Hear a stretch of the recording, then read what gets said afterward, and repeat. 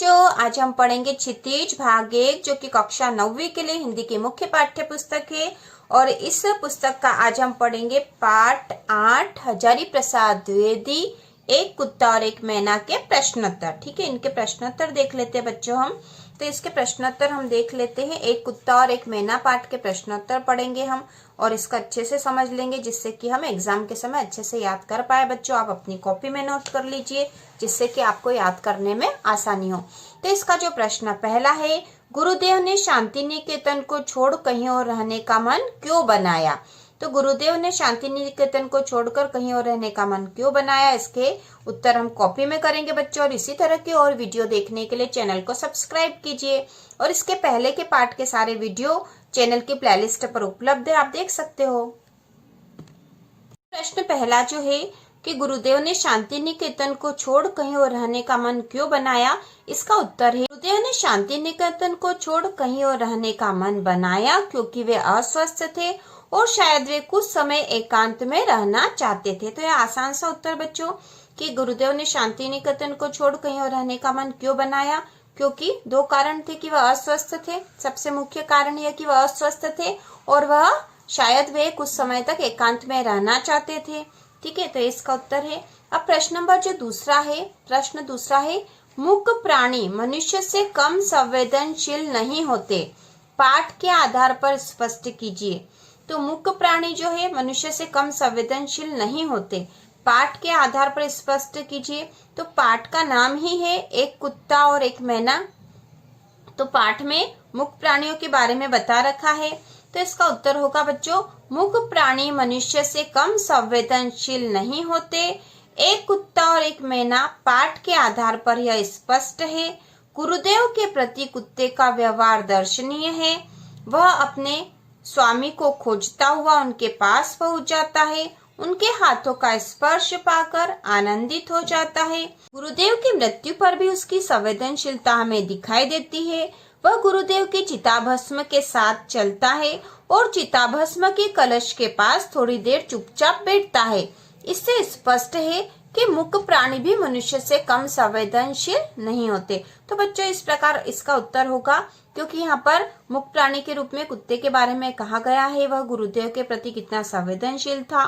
तो इसके आधार पर, इस पाठ के आधार पर, एक कुत्ता और एक मैना पाठ के आधार पर ही हमने यह स्पष्ट किया है कि गुरुदेव के प्रति कुत्ते का व्यवहार दर्शनीय है। वह अपने स्वामी को खोजता हुआ उनके पास पहुंच जाता है, उनके हाथों का स्पर्श पाकर वह आनंदित हो जाता है और गुरुदेव की मृत्यु पर भी उसकी संवेदनशीलता हमें दिखाई देती है।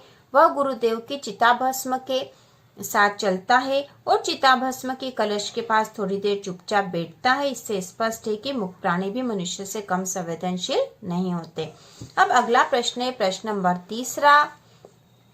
गुरुदेव द्वारा मैना को लक्ष्य करके लिखी कविता के मर्म को लेखक कब समझ पाया? ठीक है, कविता लिखी थी गुरुदेव ने मैना को लक्ष्य करके, तो उसके मर्म को लेखक कब समझ पाया? तो इसका उत्तर होगा बच्चों, गुरुदेव द्वारा मैना को लक्ष्य करके लिखी कविता के मर्म को लेखक तब समझ पाया जब उसने ध्यान से मैना को देखा। उसके चेहरे पर सचमुच एक करुण भाव था, क्योंकि उसके पहले तक लेखक को यह लगता ही नहीं था कि मैना भी एक करुण भाव दिखाने वाला पक्षी होगा।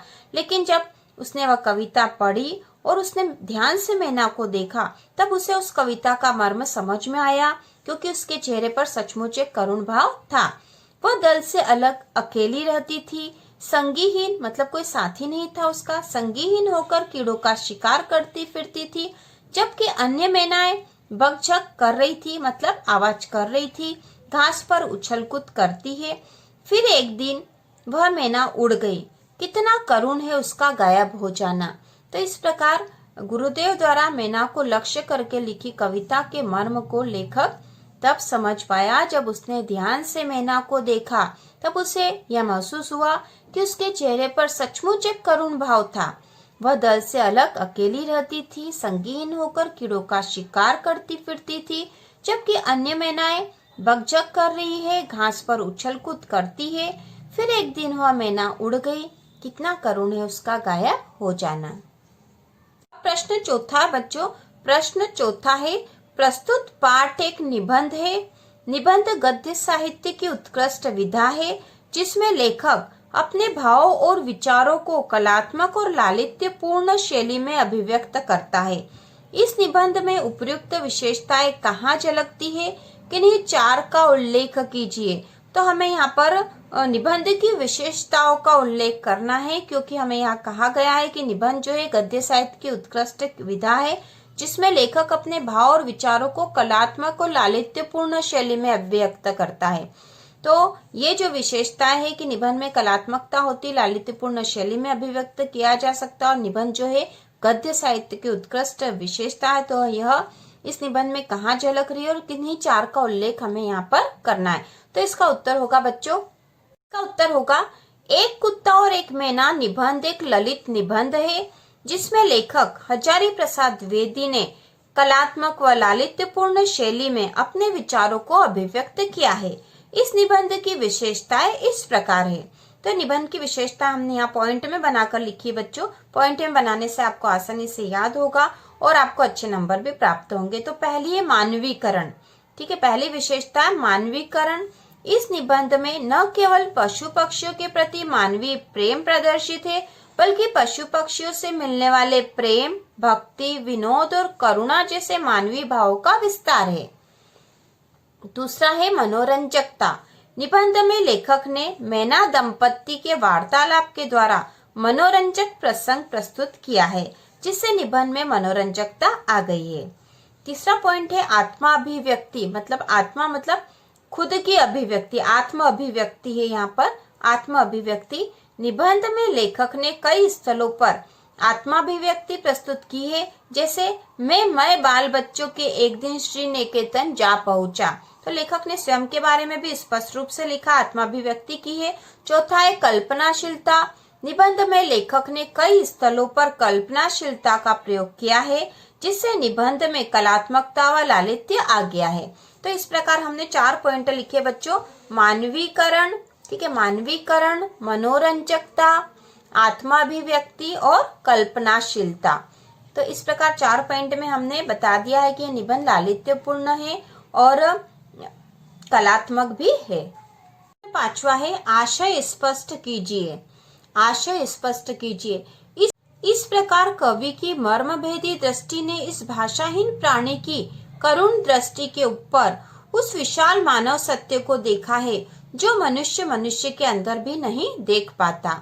तो इसका उत्तर होगा बच्चों, हमें इसका यहाँ पर आशय स्पष्ट करना है। तो इसका उत्तर होगा इसका आशय होगा, गुरुदेव रविन्द्रनाथ टैगोर ने अपने कुत्ते को लक्ष्य करके एक कविता लिखी थी, जिसमें कुत्ते का अपने स्वामी के प्रति भक्ति भाव दिखाई देता है। कुत्ता प्रतिदिन अपने स्वामी के पास आता और उसका स्पर्श पाकर अपने को आनंदित करता। कुत्ते का यह मानवीय रूप सच्ची मनुष्यता का परिचय देता है। इस प्रकार कविता के माध्यम से गुरुदेव ने एक मूक प्राणी के प्रति करुणा व मनुष्यता का वह रूप देखा, जो मनुष्य अन्य मनुष्य के अंदर नहीं देख पाता। तो इस प्रकार कुत्ते में जो मानवीयता थी, जिसे गुरुदेव ने देखा था, उसके भक्ति भाव को देखा था, उसकी संवेदनशीलता को देखा था, यह दूसरे मनुष्यों में दिखाई नहीं देता है। तो हमने इसका आशय स्पष्ट कर दिया बच्चों। के बाद रचना और अभिव्यक्ति में प्रश्न नंबर 6 है, पशु पक्षियों से प्रेम इस पाठ की मूल संवेदना है। अपने अनुभव के आधार पर ऐसे किसी प्रसंग से जुड़ी रोचक घटना को कलात्मक शैली में लिखिए। तो बच्चों आपको अनुभव के आधार पर लिखना है और परीक्षा के मान से यह इतना इम्पोर्टेंट क्वेश्चन नहीं है। अब हम आगे पढ़ेंगे भाषा अध्ययन। तो इसमें जो 7वां प्रश्न है, गुरुदेव जरा मुस्कुरा दिए। मैं जब यह कविता पढ़ता हूँ, ऊपर दिए गए वाक्यों में एक वाक्य में अकर्मक क्रिया और दूसरे में सकर्मक क्रिया है। इस पाठ को ध्यान से पढ़कर सकर्मक और अकर्मक क्रिया वाले 4-4 वाक्य छाटिए। तो आपको किताब में ही छाटना बच्चों। और यहाँ पे जो 2 दे रखे हैं, ठीक है, मैं गुरुदेव जरा मुस्कुरा दिए, तो यहाँ पे जो है अकर्मक क्रिया है, ठीक है, अकर्मक क्रिया है। और मैं जब यह कविता पढ़ता हूँ, तो यहाँ पर सकर्मक क्रिया है, ठीक है, सकर्मक क्रिया है। अगला है प्रश्न नंबर 8वां जो है, निम्नलिखित वाक्यों में कर्म के आधार पर क्रियाभेद बताइए। तो कर्म के आधार पर जहां पर कर्म होगा, ठीक है, वहां पर होगी सकर्मक, और जहां कोई कर्म नहीं होगा वहां पर होगी अकर्मक क्रिया होगी।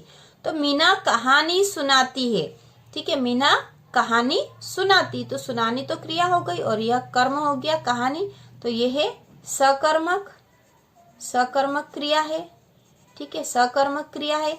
उसके बाद दूसरा है अभिनव सो रहा है, अभिनव सो रहा है, तो सोना जो है क्रिया हो गई, तो यहाँ पे कर्म नहीं है तो अकर्मक क्रिया हो जाएगी, ये अकर्मक क्रिया, ठीक है। गाय घास खाती है, ठीक है, तो खाना तो क्रिया हो गई और घास जो है उसका कर्म हो गया है, तो यहाँ पे हो जाएगी सकर्मक क्रिया, ठीक है, सकर्मक क्रिया हो जाएगी, सकर्मक क्रिया। मोहन ने भाई को गेंद दी, ठीक है, तो मोहन ने भाई को गेंद दी, तो देना क्रिया हो गई और गेंद जो है कर्म हो गया, तो यहाँ पर है ये सकर्मक क्रिया हो गई है, सकर्मक क्रिया। लड़कियां रोने लगी, तो यहाँ पे हो जाएगी अकर्मक क्रिया, अकर्मक क्रिया। अब अगला जो है, नीचे पाठ में से शब्द युग्मों के कुछ उदाहरण दिए गए हैं, जैसे समय, असमय, अवस्था, अनवस्था। इन शब्दों में अ उपसर्ग लगाकर नया शब्द बनाया गया है।